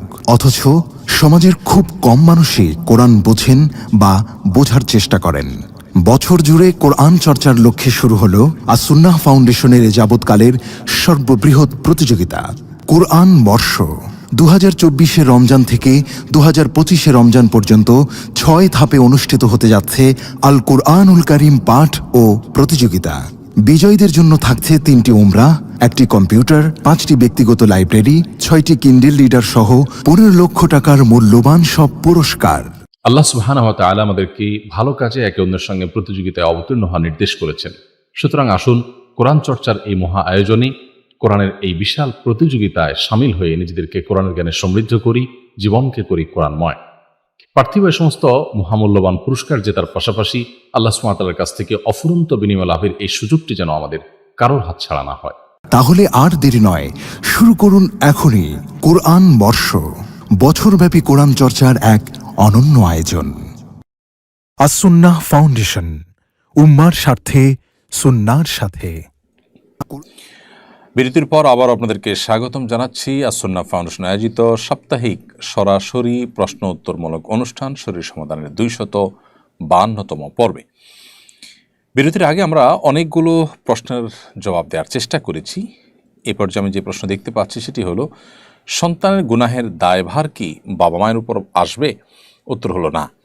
সন্তানের কোনো গুনাহ, অপরাধ, পাপাচারের দায়ভার সাধারণ অবস্থাতে বাবা মার উপর আসবে না। তবে বাবা মার কোনো অবহেলার কারণে কিংবা বাবা মার কারণে যদি সন্তান ওই গুনাহের দিকে ধাবিত হয়ে থাকে তাহলে সেক্ষেত্রে তার দায়ভার বাবা মাকে বহন করতে হবে। মৌলিক নীতিমালা হলো, আল্লাহ সুবহানাহু ওয়া তাআলা কোরআনে কারিমে বেশ কয়েকটি জায়গায় একই কথা বলেছেন, ওয়া আল্লাহ তাজরু ওয়াজরাতুন উযরা উখরা, কেউ কারোর পাপের বোঝা বহন করবে না। যিনি যে পাপ করবেন তার বোঝা তাকেই বহন করতে হবে, আরেকজন তার পাপের বোঝা বহন করবে না। সো সন্তানের দায়ভার সন্তানই গ্রহণ করে, বাবা মা। তবে হ্যাঁ, বাবা মা সন্তানকে বিপদগামিতার পথে ঠেলে দিয়েছেন, বিপদগামিতার পথে টেনে এনেছেন, পথ নির্দেশ করেছেন, তাদের বিপদগামিতার জন্য দায়ী হয়েছেন, কারণ হিসাবে ভূমিকা রেখেছেন। এরকম যদি হয় তাহলে অবশ্যই তার দায়ভার তাদের উপরে আসবে এবং তারা গুনাহগার হবেন। এই জন্য বাবা মা হিসাবে আমাদের কর্তব্য হলো সন্তানদের সৎপথে পরিচালিত করা, সদুপদেশ দেওয়া, ভালো পরিবেশ দেওয়া, নিজেরা ভালো এবং আদর্শ মানুষ হিসেবে তাদের সামনে নমুনা এবং আদর্শ মডেল হিসাবে নিজেদেরকে পেশ করা, এটি আমাদের কর্তব্যের অংশ। আস-সুন্নাহ ফাউন্ডেশন থেকে কি কি বই প্রকাশিত হয়েছে? আমি সবগুলো বই সংগ্রহ করতে চাই, কিভাবে সংগ্রহ করতে পারি? আস-সুন্নাহ ফাউন্ডেশন থেকে আমাদের প্রকাশিত বইগুলোর মধ্যে যেগুলো বাজারে আছে পাওয়া যায়, ভিতরে একটা হলো রমাদান প্ল্যানার। রমাদানকে অর্থবহ করবার জন্য আমরা প্রতি বছর রমাদানকে সামনে রেখে রমাদান প্ল্যানারকে পরিমার্জিত নতুন সংস্করণ প্রকাশ করে থাকি। এবছরও সেটি ইতিমধ্যে করা হয়েছে। এরপরে আরেকটি বই আমাদের আছে তারাবির সালাতে কোরআনের বার্তা। এটি নতুন বই, গত বছর এসেছে। তারাবির সালাতে প্রতিদিনের তেলাওয়াতকৃত অংশের সার সংক্ষেপকে বিভিন্নভাবে আমরা তুলে ধরার চেষ্টা করেছি, খুব সংক্ষেপে, যাতে করে তার সময়টা আমরা জানতে পারি। তৃতীয়ত, উমরাহ কিভাবে করবেন, উমরার যাত্রীদের জন্য উমরার নিয়ম পদ্ধতি এবং সেই সাথে কিছু দোয়া, যেগুলো জামেয়া দোয়া, ব্যাপক অর্থবোধক দোয়া, সেগুলো শেষে দেওয়া হয়েছে। 4 নম্বর আমাদের বই আছে রাসূলুল্লাহ সাল্লাল্লাহু আলাইহি সাল্লামের সকাল সন্ধ্যার দোয়া এবং জিকির। রাসূলুল্লাহ আকরাম সাল্লাল্লাহু আলাইহি সাল্লামের দোয়া এবং জিকিরের পাশাপাশি সকাল সন্ধ্যার আমল যেগুলো ইসলামের, সেটারও দোয়ার কার্ডও আমাদের এখানে আছে এবং এটি কয়েক লক্ষ কপি আলহামদুলিল্লাহ ইতিমধ্যে রেজিস্ট্রেশন হয়েছে। আর এর বাইরে আমাদের 2টি বই, বরং 3টি বই বাজারে আসছে। তার একটি হলো সহজ সূত্রে কোরআন শিখি। এই বইটি লিখেছেন শেখ এবং উস্তাজ হোসেন আল মাদানী। আর এই বইকে কেন্দ্র করে মূলত 27টি ভিডিও তৈরি করা হয়েছে, যেগুলো দিয়ে সহজে মানুষ কোরআন সহি করে শিখতে পারবেন। এবং সেই সাথে মাহে রমজানের 30 আমল এ নামে একটি বই, আমাদের ছোট্ট পুস্তিকা বই, ইনশাআল্লাহ এই বছর আসছে রমাদানকে উপলক্ষ করে। এবং সেই সাথে রাসূলুল্লাহ সাল্লাল্লাহু আলাইহি সাল্লামের সকাল সন্ধ্যার দোয়া ও জিকির, এই বইটির ইংরেজি ভার্সনটাও আমরা প্রিন্ট করতে যাচ্ছি। আলহামদুলিল্লাহ, এই হলো মোটামুটি আমাদের বই। আপনি চাইলে nafion.com আমাদের একমাত্র পরিবেশক, সেখান থেকে অথবা রকমারি থেকে কিংবা অফি লাইফ থেকে আপনি অনলাইন অর্ডার করতে পারেন। এরপরে সাইমন আহমেদ আপনি লিখেছেন আমাদের ইউটিউব চ্যানেলে, ছেলেরা কি রূপার ব্রেসলেট পরিধান করতে পারবে? ছেলেরা আসলে সাজগোজ করবে না, সাজগোজ ছেলেদের জন্য নয়, বিধায় তারা রূপার আংটি পরলেন বা অন্য কোনো কিছু পরলেন, এটা জায়েজ আছে, কিন্তু রূপার ব্রেসলেট তাদের পরা উচিত নয়। আমার বর আমার সাথে এক বিছানায় থাকে না অনেক বছর হলো, আমাদের শারীরিক সম্পর্ক হয় খুব কদাচিৎ, আমি চাইলেও সে সহজে আসে না, এতে কি তার গুনাহ হয় না? প্রিয় বোন, আল্লাহ তাআলা আপনার প্রতি রহম করুন। যদি আপনি যেমন বর্ণনা করেছেন বাস্তবতা এমনই হয় যে আপনার যে জৈবিক চাহিদা আছে সেটি তিনি পূরণ করছেন না, তিনি এক্ষেত্রে অবহেলা করছেন কিংবা শারীরিকভাবে অসুস্থ, এদিকে আপনি এই অবস্থা চলতে থাকলে নিজের চরিত্র নিয়ে আপনি শঙ্কায় থাকেন, তাহলে সেক্ষেত্রে তিনি শুধু গুনাহগারী হচ্ছেন তা নয়, বরং আপনাকে এই সংসার থেকে বিচ্ছিন্ন হয়ে অন্যত্র বিয়ের চিন্তা আপনাকে করতে হবে, যদি সেই সুযোগ আপনার থাকে। অন্যথায় আপনার স্বামী তিনি গুনাহগার হবেন, তিনি আলাদা থেকে আপনার হক নষ্ট করছেন, সেই দায় তিনি দায়ী থাকবেন। তার আল্লাহকে ভয় করা উচিত, কারণ স্ত্রীর ভরণ পোষণ শুধু জোগাড় করলেই হয় না, স্ত্রীর জৈবিক চাহিদা পূরণ করাও স্বামীর উপর কর্তব্য। সেটা যদি তিনি না করেন তাহলে তিনি গুনাহগার হবেন। গত বছর তারাবির সালাতে কোরআনের বার্তা বইয়ের আলোকে প্রতিযোগিতা আয়োজিত হয়েছিল, এবার হবে কি? গত বছর এই প্রতিযোগিতা ছিল, প্রথম বছর হিসাবে বইটিতে আমরা প্রতিযোগিতা করেছি। এই বছর আসনা ফাউন্ডেশন থেকে এর উপরে কম্পিটিশন হবে না, কারণ আমাদের এই বছরের সবচেয়ে মেগা প্রজেক্ট হলো কোরআন পাঠ ও প্রতিযোগিতা। গোটা রমাদান ব্যাপী আমরা কোরআন পাঠ এবং প্রতিযোগিতার জন্য একটু বড় ধরনের আয়োজন করছি। আপনারা জানেন, প্রায় 15 লক্ষ টাকার পুরস্কার ঘোষণা করেছি। বছরে 6টা ধাপে আমরা পরীক্ষা নিয়েছি। আবার রমাদানে হবে শুরু থেকে শেষ পর্যন্ত সবগুলো ধাপের পরীক্ষা একযোগে একসাথে, শুধু তর্জমা থেকে। অতএব এই কম্পিটিশনে আমরা এবার মনোযোগ দিচ্ছি। সেক্ষেত্রে তারাবির সালাতে কোরআনের বার্তা বইয়ের উপর আলাদা করে প্রতিযোগিতা থাকছে না, তবে বিভিন্ন মসজিদ এবং কর্পোরেট শিক্ষা প্রতিষ্ঠান থেকে এই বইটি একটা মিনিমাম একটা ফিগার যদি আমাদের কাছ থেকে নেওয়া হয়, অর্থাৎ আমাদের কাছ থেকে বলতে এখানে যারা ডিস্ট্রিবিউটর আছেন তাদের কাছ থেকে নেন, তাহলে সেক্ষেত্রে তাদের জন্য ডিস্ট্রিবিউটার তরফ থেকে nafion.com-এর তরফ থেকে কম্পিটিশন আয়োজন অনলাইনে করার ব্যবস্থা থাকবে। এটি আলহামদুলিল্লাহ একটা সুবর্ণ সুযোগ আমি মনে করি কর্পোরেট প্রতিষ্ঠানগুলোর নিজেদের মধ্যে দ্বীনি এবং কোরআন শিক্ষার চর্চা বাড়াতে এবং দ্বীনি কম্পিটিশন বাড়াতে রমজান উপলক্ষে এই সুযোগটা তারা কাজে লাগাতে পারে। এর বাইরে রমজান প্ল্যানার আলোকেও প্রতিযোগিতা হতে পারে। কর্পোরেট হাউসগুলো যদি এগুলো করে তাহলে তাদের কর্মীদের মধ্যে দ্বীনি চর্চা বাড়বে, আল্লাভীরতা বাড়বে, যেটার সুফল তারা অবশ্যই ভোগ করবে ইনশাআল্লাহ। আমরা আশা করব যে যাদের সুযোগ আছে তারা আমাদের এই কাজের সাথে সামিল হয়ে যায় এবং ডিস্ট্রিবিউটারের যে প্ল্যান, সেই প্ল্যানটাকে আমরা সুবর্ণ সুযোগ হিসেবে নেই। হুমায়ুন কবির লিখেছেন, আমার কয়দিন পরে পরীক্ষা, যা পড়ছি সব ভুলে যাচ্ছি, এখন কি করব? ভুলে যাওয়ার অনেক কারণ ভিতরে একটা হলো গুনাহ, পাপাচার। মানুষের নানান গুনাহে যখন লিপ্ত হয়ে যায় তখন তার স্মৃতিশক্তি কমে যায়, লোপ পেয়ে যায়। সেজন্য আমাদের উচিত হবে তাকওয়ার জীবন গড়া এবং গুনাহমুক্ত জীবন পরিচালনা করা। সেই সাথে আমাদের স্মৃতিশক্তি নষ্ট হতে পারে, আমাদের ফোকাস নষ্ট হতে পারে, সেরকম বিষয় থেকে আমাদের বেরিয়ে আসা উচিত। মোবাইলে অতিরিক্ত সময় দেওয়া, অতিরিক্ত বন্ধুবান্ধব নিয়ে আড্ডাবাজি করা, সেই জিনিসগুলো বন্ধ করা খুব বেশি গুরুত্বপূর্ণ। না হলে আসলে এই ভুলে যাওয়ার যে রোগ, এটা থেকে ফিরে আনা নিজেকে খুব কঠিন। মূল পণ্যের মূল্য নির্দিষ্ট আছে, এর বাইরে ক্রেতাদের অধিক পণ্য কেনায় উৎসাহিত করার জন্য পুরস্কারের ব্যবস্থা রাখা এবং লটারির মাধ্যমে সেই পুরস্কার দেওয়াকে বৈধ হবে। হ্যাঁ, হতে পারে। আপনি পণ্য কিনেছেন, কিন্তু কিনতে যারা আসছেন তাদেরকে কুপন দিয়ে সেখানে লটারি করেছেন, করে কিছু মানুষকে পুরস্কার দিয়েছেন, এটা নাজায়েজ কোনো বিষয় নয় ইনশাআল্লাহ। তারা ভিকে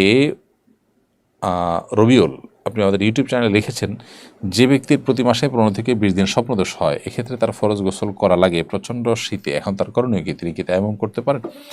প্রথম কথা হলো তিনি ট্রিটমেন্ট করতে পারেন যাতে করে তার এই দুর্গতি এবং কষ্ট দূর হয়। দ্বিতীয়ত, এই অবস্থায় গিজারের মাধ্যমে কিংবা কোনোভাবে পানি গরম করে কোনোভাবে তিনি যদি গোসল করতে পারেন, তাকে গোসলই করতে হবে। এবং এই যে অনেক বেশি স্বপ্নদোষ হওয়ার কারণে বেশি গোসল করতে হলো, এই জন্য তিনি আল্লাহর কাছে আজর পাবেন, কষ্ট সহ্য করবেন। আর যদি এইভাবে গরম পানি দিয়ে গোসল করার কোনো ব্যবস্থাপনা তার নেই এবং এভাবে নিয়মিত গোসল করার ফলে তিনি বড় ধরনের অসুস্থতার মধ্যে যেতে পারেন, এরকম আশঙ্কা হয়, তাহলে ভিন্ন বিষয়। জন্য তার পুরো পরিস্থিতিকে কোনো আলেমের সাথে সাক্ষাৎ করে জানিয়ে তারপর উত্তর দিতে পারলে ভালো হয়। শাহিন পাটোয়ারি লিখেছেন, অবিবাহিত সন্তান থাকা অবস্থায় মা বাবা কি হজ বা ওমরা করতে পারেন? অনেকে বলেন সন্তানের বিবাহ না হলে বাবা মার হজ কবুল হয় না, এটা কতটুকু সঠিক? আমি বিবাহিত কিন্তু আমার মা বাবাকে ওমরা বা হজ করাতে চাই, এক্ষেত্রে তাদের হজ আল্লাহর কাছে কবুল হবে কিনা? শাহিন পাটোয়ারি, আপনার প্রশ্ন উত্তর হলো, বাবা মার হজ ওমরার জন্য সন্তানকে বিয়ে দেওয়া মোটেও পূর্ব শর্ত নয়। এটি আমাদের দেশে সাধারণ মানুষের লোকমুখে প্রচলিত একটি কথা মাত্র। আসলে কোন সন্তানের কখন বিয়ে হবে না হবে, আদৌ হবে কিনা, আল্লাহ তাআলা ভালো জানেন।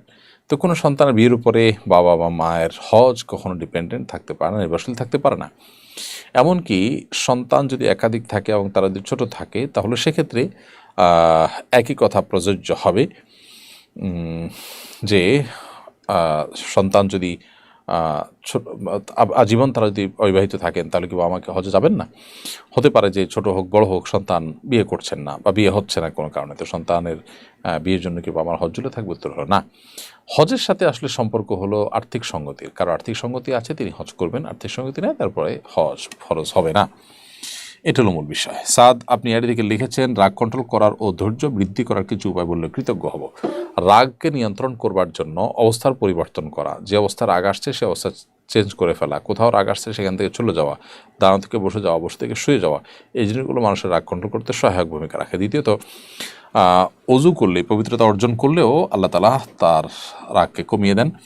তৃতীয়ত, আউযুবিল্লাহি মিনাশ শাইতানির রাজিম পাঠ করলে আল্লাহ তাআলা রাগ প্রশমিত করে দেন। সেই সাথে ধৈর্য ধারণ করবার জন্য ধৈর্যশীল মানুষদের সোহবত, সান্নিধ্য, তাদের সাথে উঠা বসা করা, এটা অনেক সময় ব্যক্তির মধ্যে ধৈর্য সৃষ্টি করতে সহায়ক ভূমিকা রাখে। এমডি সাজ্জাম হোসেন আপনি লিখেছেন, মাদ্রাসায় পড়াশোনার ক্ষেত্রে অনেক সময় দেখা যায় মাদ্রাসা বন্ধ থাকে পরীক্ষার পর, ঈদের পর, কিন্তু বেতন ঠিকই পুরো মাসে দিতে হয়। ছাত্রদের না পড়ে বেতন নেওয়া কি বৈধ হবে কিনা? এটি নির্ভর করে আসলে চুক্তির উপরে। শিক্ষা প্রতিষ্ঠানের সাথে শিক্ষকের যদি এরকম চুক্তি থাকে যে তুমি আমাকে প্রতি মাসে 12 মাসের টাকা দিবা, আমি এই পরিমাণ অল্প ডিউটি করব, এটা যদি এগ্রি হন তাহলে সেক্ষেত্রে তাই। আর যদি সেরকম কিছু না হয়, বরং এমন চুক্তি হয় যে আপনি পড়াশোনার সময়টাতে শুধু বেতন পাবেন, আর যখন পড়াশোনা থাকবে না, বন্ধ থাকবে, ওই টাইমে বেতন পাবেন না, এরকম যদি চুক্তি থাকে তাহলে তাই। এই জন্য এই বিষয়টি নির্ভর করে উভয় পক্ষের পরস্পরের মধ্যে কী চুক্তি হয়েছে তার উপরে। তবে যদি চুক্তি হয়ে থাকে যে আপনি মাসে 1 দিন ক্লাস করান আর 10 দিন করান কিংবা না করান, বেতন আপনি ঠিকই পাবেন, এই মর্মে দুপক্ষ চুক্তি করে থাকে, তাহলে সেক্ষেত্রে এই টাকা নেওয়া তার জন্য জায়েজ হবে। রওনক হাসান সজীব লিখেছেন, আমি পশু চিকিৎসা করি, শরীরে গোবর এবং গরুর প্রস্রাবের ছিটা অল্প লাগলে পাক কীভাবে হওয়া যাবে? রওনক হাসান সজীব, আপনার প্রশ্ন উত্তর হলো, গরুর গোবর এবং গরুর পেশাবের ছিটা যদি লাগে তাহলে সেক্ষেত্রে সেটা অবশ্যই নাপাক। যে জায়গা লেগেছে সেই জায়গা কতটুকুর মধ্যে লেগেছে সেটি মোটামুটি অনুমান করে ধরে আলতো করে ধুয়ে ফেলতে হবে, তাতে ইনশাআল্লাহ পুরো জামাটা বা পুরো শরীরটা পাক হিসাবে ধরতে হবে। এরপর রেহানা খাতুন লিখেছেন, অর্ধেক দাঁত ক্ষয় হয়ে যাওয়ার পর সেটাতে ডাক্তারের দ্বারা ক্যাপ লাগিয়ে বাকি অর্ধেক দাঁত নকল দ্বারা ঢেকে গেলে সে অজু গোসল হবে কিনা। অর্ধেক দাঁত ক্ষয় হয়ে যাওয়ার পর সেখানে যদি ডাক্তার কোনো ক্যাপ ইত্যাদি লাগান এবং সেটা যদি খোলা কঠিন হয়, ইজিলি সারাক্ষণ খোলাখুলির মতো ইস্যু না, বরং একটুও কষ্টকর হয়, একটু অসুবিধা তৈরি হয়, তাহলে সেক্ষেত্রে এটা খোলার দরকার না। ওই অবস্থা আপনি ওজু এবং গোসল করবেন, গোসল এবং ওজু হয়ে যাবে ইনশাআল্লাহ তাআলা। এরপরে কেয়ার ফাইয়াজ, আপনি আমাদের ইউটিউব চ্যানেলে লিখেছেন, আমার মা এবং ছেলে একই জামানায় বিছিয়ে একই জায়নামাজ বিছিয়ে পাশাপাশি নামাজ পড়া যাবে কিনা। বাসায় মা এবং ছেলে একই জায়নামাজ বিছিয়ে পাশাপাশি নামাজ পড়তে কোনো অসুবিধা নেই, তবে জামাতে যদি নামাজ পড়েন তাহলে সেক্ষেত্রে ছেলেকে সামনে দাঁড়াতে হবে, মাকে পিছনে দাঁড়াতে হবে। জামাত ছাড়া পড়লে নিজের মতো করে প্রত্যেকে যার যার নামাজ পড়তে পারেন, কোনো অসুবিধা নেই। সাদিয়া খান, আমাদের ইউটিউব চ্যানেল থেকে আপনি প্রশ্ন করেছেন, আত্মীয়রা ইচ্ছা করে সম্পর্ক ভেঙে দিলে চেষ্টার পরও মিলমিশ না হতে চাইলে সেক্ষেত্রে কি আমি গুনাহগার হব?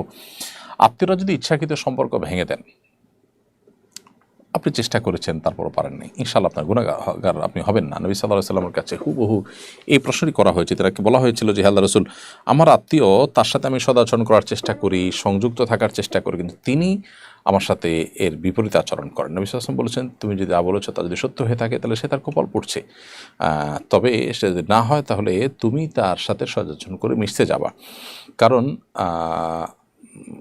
এটা সদাচরণ নয় বা এটা আত্মীয়তার হক আদায় নয় যে তিনি ভালো আচরণ করেছেন তাই আমি ভালো আচরণ করেছি, তিনি খারাপ আচরণ করেছেন তাই তার সাথে সম্পর্ক রাখিনি, হলো না। বরং এটা গিভ অ্যান্ড টেকের ব্যাপার না, এটা শুধু আত্মীয়তার কারণে তার প্রতি আপনার আন্তরিকতা থাকবে এবং তার কল্যাণকামিতা থাকতে হবে।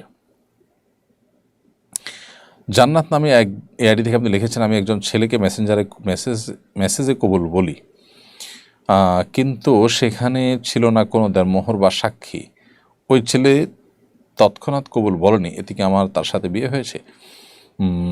না, এই বিয়ে বিশুদ্ধ হয়নি। বিয়ের জন্য দুজন সাক্ষীর উপস্থিতিতে এক পক্ষের প্রস্তাব আর পক্ষের সম্মতি থাকা জরুরি, সেই সাথে মোহর ধার্য হবে, আরও বিষয় আসো এখানে থাকবে, সেগুলো এখানে অনুপস্থিত বিধায় বিয়ে বিশুদ্ধ হয়নি।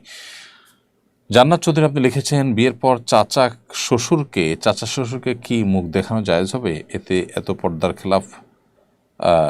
পর্দার কতটুকু খেলাফ হবে এতে?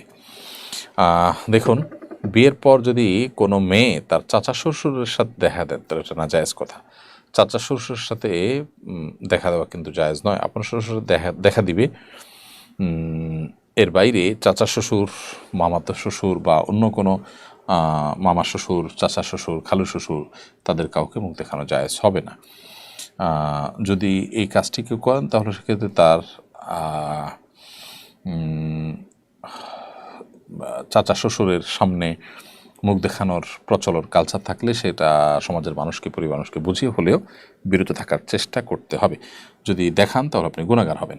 এমনি মানিক আপনাদের ইউটিউব চ্যানেলে লিখেছেন, জমি বন্ধকের বিকল্প হিসাবে কি কোনো উপায়ে জমির টাকা লেনদেন করা যেতে পারে?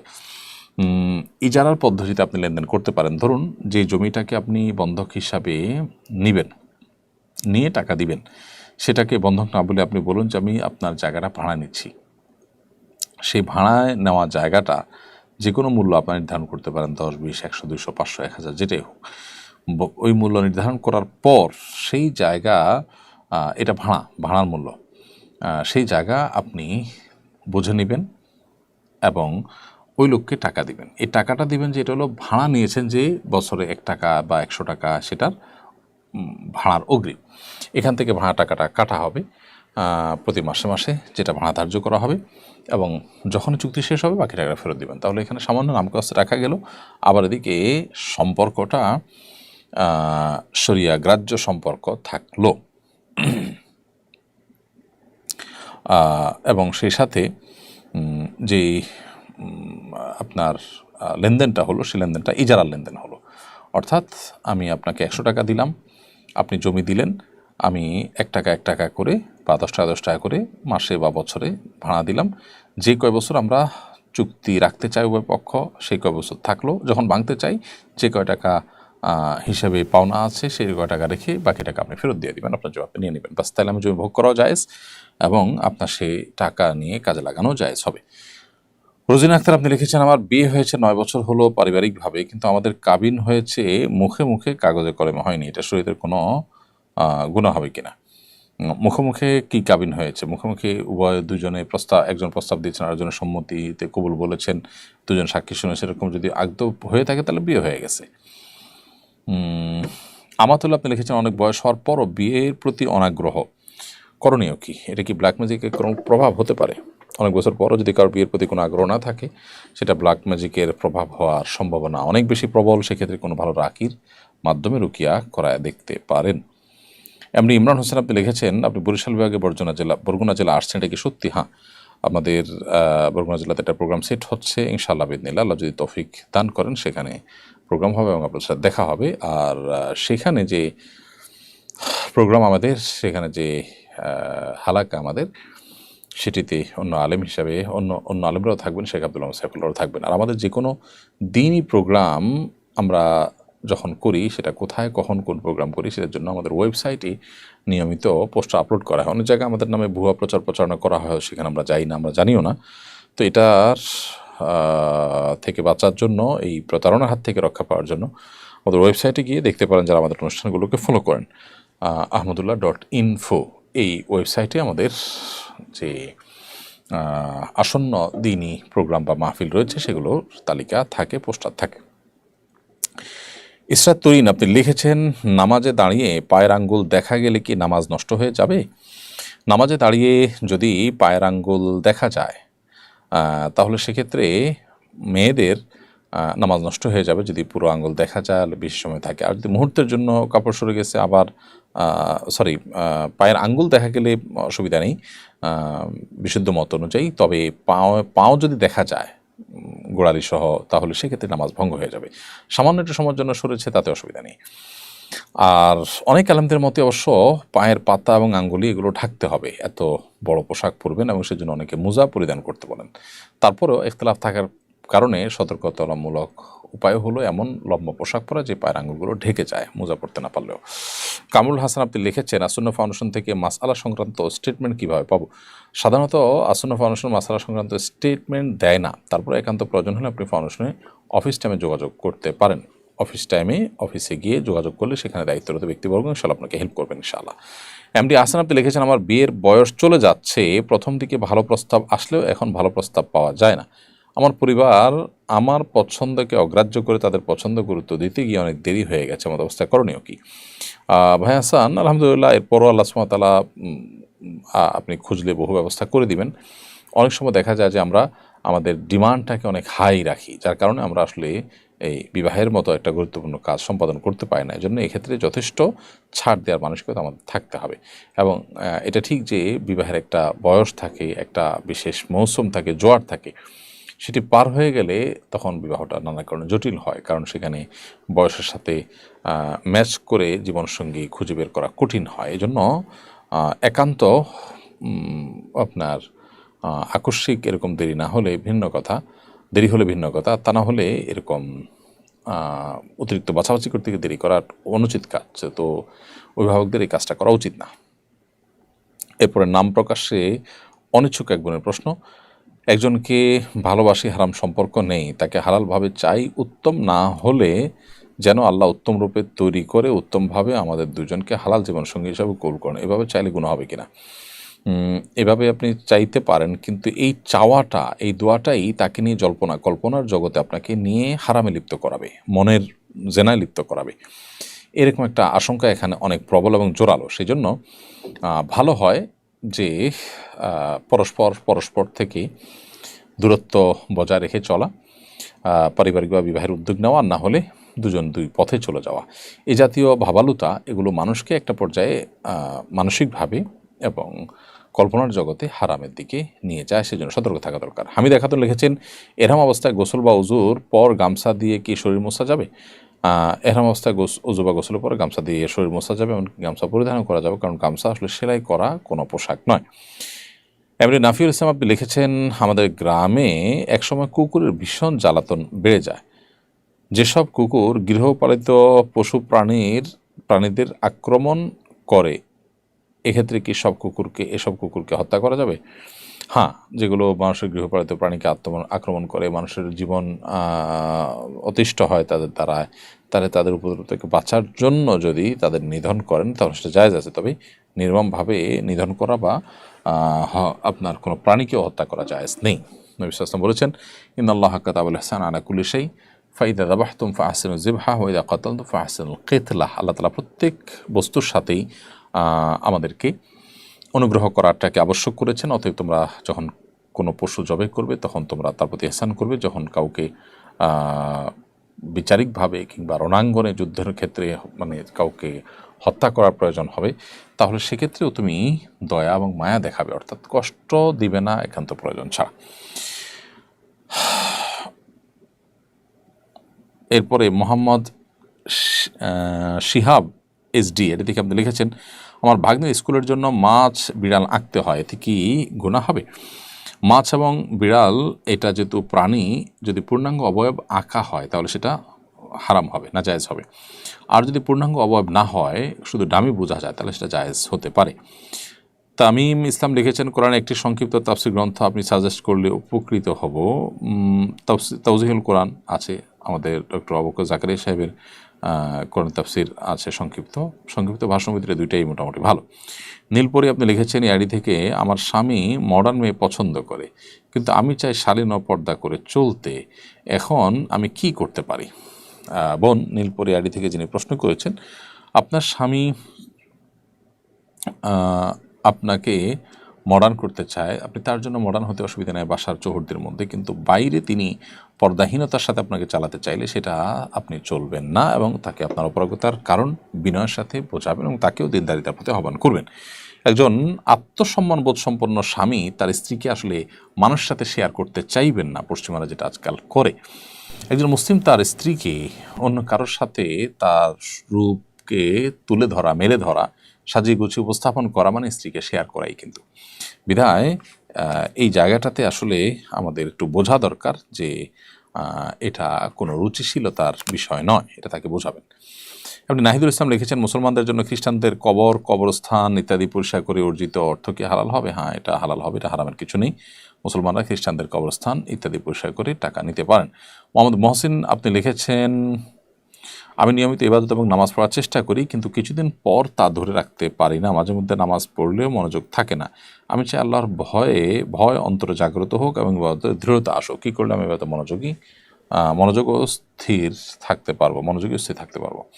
নিয়মিত নামাজ এবং যারা পড়ার চেষ্টা করছেন, কিন্তু নিয়মিতটা পড়ার চেষ্টা করলেও নিয়মিত দূর করতে পারেন না, মাঝে মধ্যে করার পরে আপনি ফোকাস হারিয়ে ফেলেন, তাহলে সেক্ষেত্রে প্রথমত প্রত্যেক ইবাদতে মনোযোগ ধরে রাখার জন্য আলাদা আলাদা টিপস আছে, যেমন নামাজের মনোযোগ ধরে রাখার জন্য আলাদা টিপস আছে। এর বাইরেও কমন কিছু বিষয় আছে, যেগুলো একটা হলো হালাল উপার্জন, চোখের পর্দা, তারপরে বিভিন্ন ডিভাইসের আসক্তি থেকে বেঁচে থাকা, এগুলো আমাদেরকে মেনটেন করতে হবে নামাজে যে কোনো ইবাদতের মনোযোগিতা ধরে রাখার জন্য।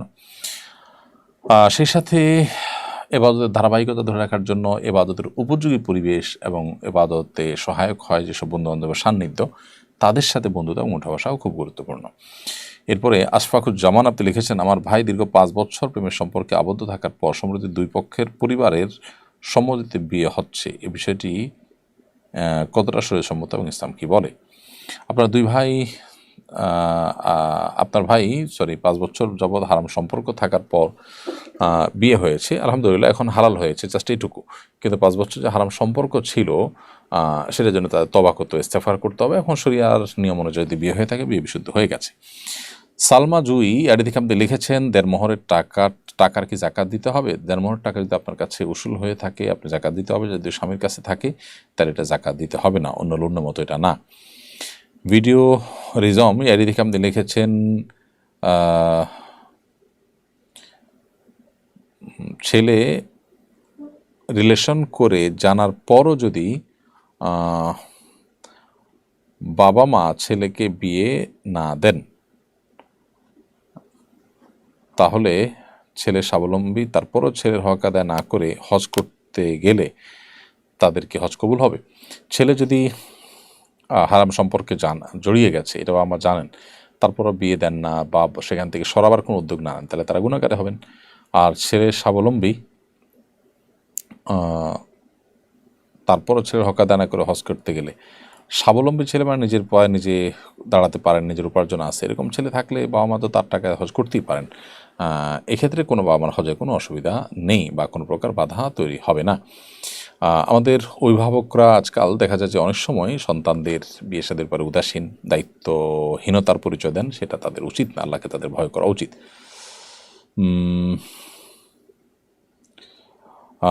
এরপরে একটা প্রশ্ন আমি দেখতে পাচ্ছি উর্দু ভাষায়, সম্ভবত কোনো ভিনদেশি কেউ লিখেছেন।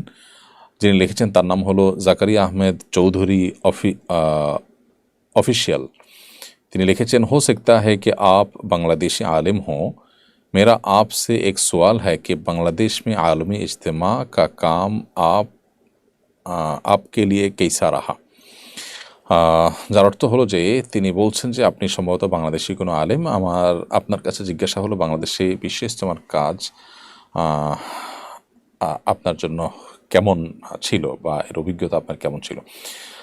এর উত্তর হলো যে আমি আসলে আমার আসুন্নাহ ফাউন্ডেশনের কিছু চ্যারিটি এবং কিছু নিজস্ব দাওয়াতি কাজ নিয়ে ব্যস্ত থাকার কারণে আসলে তবলিগের বিশ্ব ইজতেমা বা এ জাতীয় আর অন্যান্য যে দিনই কার্যক্রম আছে সেগুলোতে আসলে সেভাবে এঙ্গেজমেন্টের সুযোগ আমার হয় না। তবে ছাত্র জীবনে এই ইজতেমাতে আমি গিয়েছি, সেটা নিয়ে আমার নানান মিশ্র অনুভূতি আছে। বাংলাদেশে মানুষের মধ্যে দিনই চেতনা আছে, তারা এখান থেকে বিশেষ করে অনেকের মধ্যে দিনই প্রেরণা তৈরি হয়, সেটা যেমন ভালো, তেমনিভাবে এটার মধ্যে নানাবিধ সংস্কারের প্রয়োজন ছিল এবং নানাবিধ আপনার আপত্তিকর যে সমস্ত কথাবার্তা একসময় আমরা শুনেছি ছাত্র জীবনে, সেগুলো নিয়ে তখনই আলোচনা হয়েছে। তার কিছুটার তো সমাধানের পথে ওলামা ইকরাম প্রশ্ন তুলেছেন এবং অন্য কোনো বিষয় থাকলেও সেগুলো ওলামা ইকরামের মাধ্যমে কোরআন এবং হাদিসের আলোকে সমাধানের চেষ্টা করা দরকার এবং এটাকেই শুধুমাত্র দিনের একমাত্র কাজ মনে করা উচিত নয়। সেই জায়গা থেকে আমার কাছে মনে হয়েছে যে কিছু সংশোধনের জায়গা আছে। তবে সেই সাথে আলহামদুলিল্লাহ এর মাধ্যমে বহু মানুষের মধ্যে দিনই প্রেরণা ফিরে আসছে, বহু মানুষ দিনের পথে চলা শিখছেন। এসব জায়গা তো অবশ্যই অ্যাপ্রিসিয়েট যোগ্য। আর এই বছর বিশেষ করে বিশ্ব ইজতেমার প্রস্তুতি আমি যতটুকু জানি, খোঁজখবর নেওয়ার চেষ্টা করেছি, জেনেছি যে যথেষ্ট হয়েছে। আল্লাহ রাব্বুল আলামিন আমাদের প্রত্যেকটা কাজকে সুচারুরূপে সুন্দরভাবে কোরআন ও সুন্নাহর আলোকে আল্লাহ সন্তোষের জন্য করার তৌফিক দান করা এবং মুসলিম উম্মার হেদায়েতের জরিয়া বানায় দেন এগুলোকে। সুমাইয়া লিখেছেন, ছোটবেলায় কোনো মেয়ে ধর্ষণ শিকার হলে ওই মেয়ের বিয়ের আগে যার সাথে বিয়ে হবে তাকে কি ধর্ষণ হওয়ার ব্যাপারে জানাতে হবে? না জানালে স্বামীকে ঠকানো হবে? না, এটা কোনো জরুরি বিষয় না। বিশেষ করে যখন এর ফলে দাম্পত্য সম্পর্ক নষ্ট হওয়ার সমূহ আশঙ্কা থাকবে তখন। একটা হলো যে জানতে চাওয়া হলো তখন লুকানো হলো, সেটা ভিন্ন বিষয়। জানতে না চাইলে চেয়ে নিজের দোষ ত্রুটি প্রকাশ করার ভিতরে কোনো কল্যাণ নেই। হাদিসে নবী সাল্লাল্লাহু আলাইহি ওয়াসাল্লাম আমাদেরকে যে কোনো অপরাধ করার পর সেটা বলে বেড়ানো, প্রকাশ করে বেড়ানো এবারে নিরুৎসাহিত করেছেন। প্রিয় দর্শক, দেখতে দেখতে আমরা অনুষ্ঠানের একেবারে শেষ প্রান্তে চলে এসেছি। সময় হয়েছে বিদায় নেয়ার। আল্লাহ যদি আমাদেরকে তৌফিক দেন, বাঁচিয়ে রাখেন, আগামী সপ্তাহে ঠিক একই সময় আমরা লাইভ অনুষ্ঠানে আপনাদের সামনে হাজির হব। সে পর্যন্ত আল্লাহ তাআলা সবাইকে ভালো রাখুন, সুস্থ রাখুন, নিরাপদে রাখুন, সেই দোয়া রব্বে কারীমের কাছে ব্যক্ত করে আজকের মতো এখানে শেষ করছি। জাযাকুমুল্লাহ খাইরা। আসসালামু আলাইকুম ওয়া রাহমাতুল্লাহি ওয়া বারাকাতুহু। উম্মার স্বার্থে, সুন্নাহর সাথে। আস-সুন্নাহ ফাউন্ডেশন, উম্মার